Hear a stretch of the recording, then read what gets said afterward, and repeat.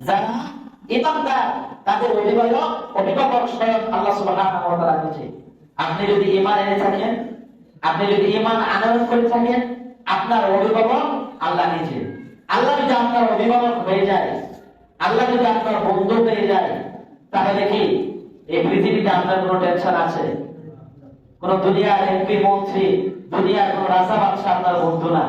আপনার বন্ধুকে স্বয়ং আকাশের মালিক আল্লাহ সুবহানাহু ওয়া তাআলা, যার ইশারা ছাড়া, যার কথা ছাড়া আপনার একটা পিপিলিকাও এক কদম সামনের দিকে আগায় না।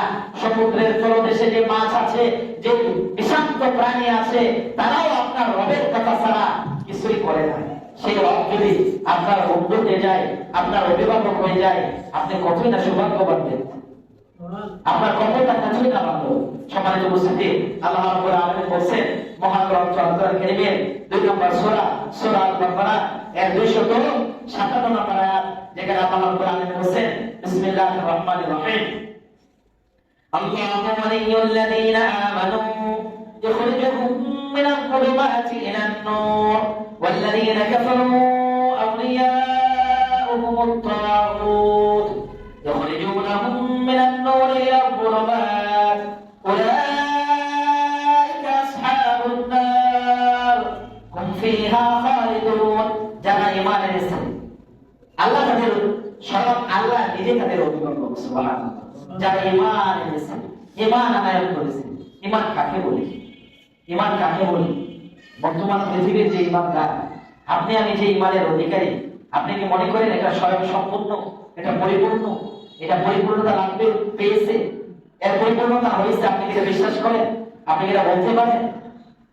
আপনি কি এটা বলতে পারেন? আল্লাহ আমাকে বলুন, আপনার আমার যে ঈমান, আপনার আমার চোখের সামনে যদি লাখ টাকার একটা বান্ডিল, টাকার একটা বান্ডিল দেওয়া হয়, আপনি আমি কিন্তু ঈমান বিক্রি করে দিই। আপনি আমি ঈমান বিক্রি করে দেই। এর চেয়ে কঠিন কথা, আপনার আমার চোখের সামনে আপনার কপাল বরাবর, আপনার মাছ কপাল বরাবর যদি বন্ধুকে নলা যদি ঠেকিয়ে দেয়, বন্ধুকে নলে যদি ঠেকিয়ে দেয়, দিয়ে যদি বলে আব্দুল্লাহ আব্দুর রহমান, তোকে এই মুহূর্তে ঈমান হারা হতে হবে, ঈমান বিনষ্ট করতে হবে, ঈমান ছেড়ে দিতে হবে, আপনি আমি তো মুহূর্তের মধ্যে বলতে নিয়ে নিই। মুহূর্তে আপনার আমার রঙের পরিবর্তন হয়ে যাবে, আপনার আমার সবকিছু উলটপালট হয়ে যাবে। আপনার আমার ঈমান হচ্ছে এরকম ঈমান।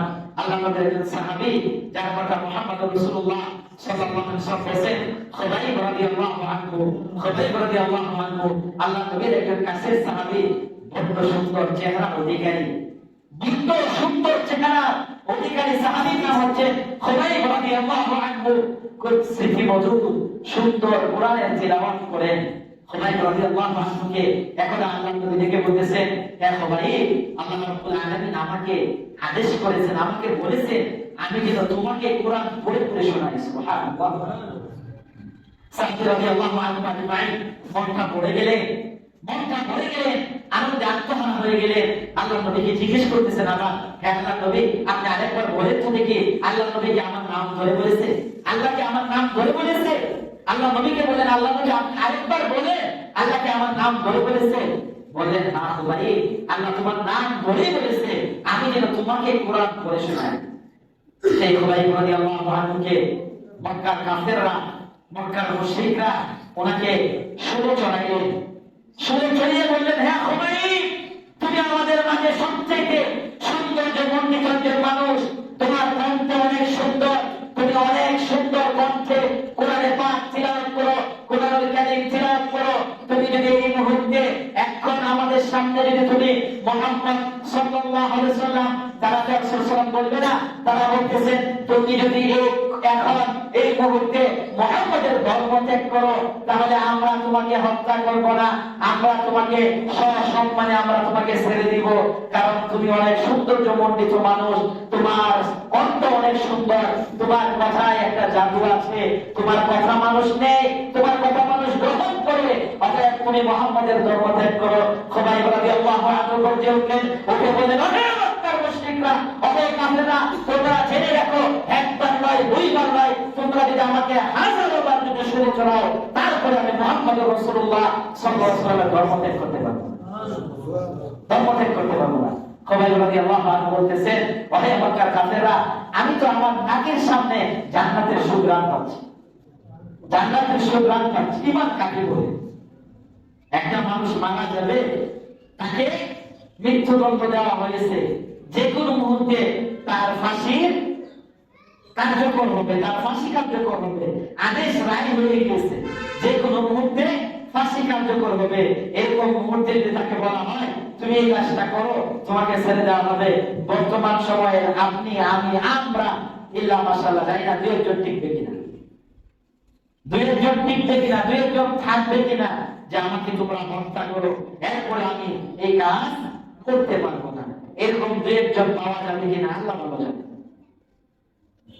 আল্লাহ ভালো জানে। সম্মানিত উপস্থিতি, আল্লাহ রাব্বুল আলামিন বলেন, যারা ঈমান এনেছে স্বয়ং আমি আল্লাহ নিজে তাদের অভিভাবক, তিনি তাদেরকে অন্ধকার থেকে আলোর দিকে বের করে আনেন। আর যারা কুফরি করে তাগুত সন্তান, তাদের অভিভাবক, তারা তাদেরকে আলো থেকে অন্ধকারের দিকে বের করে নিয়ে যায়। সম্মানিত উপস্থিতি, আজকে আপনি দেখেন যে বা যারা সালাত পড়ে না, হক হালাল ইসলামের হুকুম আহকাম মেনে চলে না, এর কাছে মা কি, বোন কি, এর কাছে আল্লাহ কি, রাসূল কি, এর কাছে ধর্ম কি, এর কাছে ইসলাম কি, এর কাছে ইসলামের অন্যান্য হুকুম আহকাম যা আছে এগুলো কিছুই না, এগুলা কিছুই না।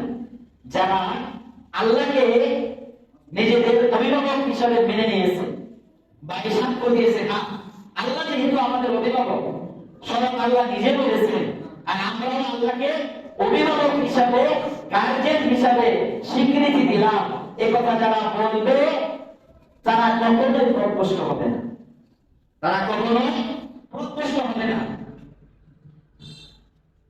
তারা যখনই পথ থেকে লাঞ্ছিত হতে যাবে বা সন্তান তাদেরকে যখনই প্রকৃষ্ট করতে যাবে, তখন স্বয়ং আল্লাহ সুবহানাহু ওয়া তাআলা নিজস্ব কোন গুণ দিয়ে তাদেরকে সন্তানের পথ থেকে আমরা আল্লাহর পথ দেখিয়ে দেবেন ইনশাআল্লাহ।